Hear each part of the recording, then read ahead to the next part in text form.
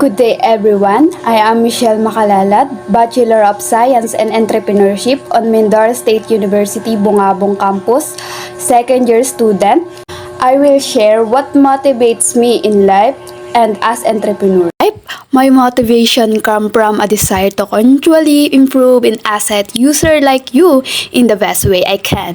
As entrepreneurial, I strive to optimize and enhance my abilities to provide valuable insight, creative solution, and helpful guidance to support your goal and question.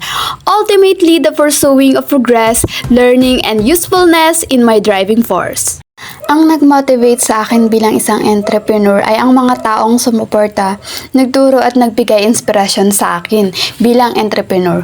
Una si God, ang aking pamilya, kaibigan, kaklase at mga kilalang negosyante na may mga kwento at tagumpay. At sa lahat na nagmamahal sa akin, lalo na ang aking sarili. Minsan may mga personal tayong karanasan at kikaing nagmo-motivate tayo maging isang entrepreneur. Very thankful to my love dahil pinapalakas niya yung loob ko kapag pinanghihinaan ako ng loob. Sumusuporta siya, tumutulong siya, especially sa financial problem ko.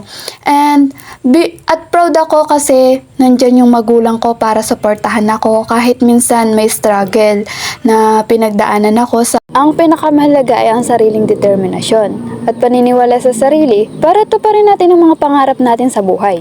Ang buhay pagiging entrepreneur ay nagbibigay inspirasyon sa atin para sa mga pangarap at maging handa sa pagtanggap ng hamon, laging maghanap ng pagkakataon para masolusyonan sa paglago at tagumpay sa negosyo.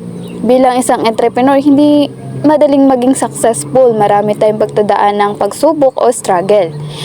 Isa na rito dapat may self-confidence tayo o tiwala sa sarili na makakaya at may pagsisikap. Ang sipag at tiyaga ay mahalaga sa pagtahak sa landas ng pagiging isang matagumpay na negosyante. Huwag tayong matakot sumubo kung hindi tayo agad tayo nagtagumpay. Sa una dyan naman talaga tayo nag-start. Mahirap at maraming pagsubok pero laban lang.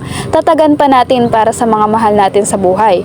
At the end, magiging successful entrepreneur tayo. That's all. Thank you. Thank you for watching.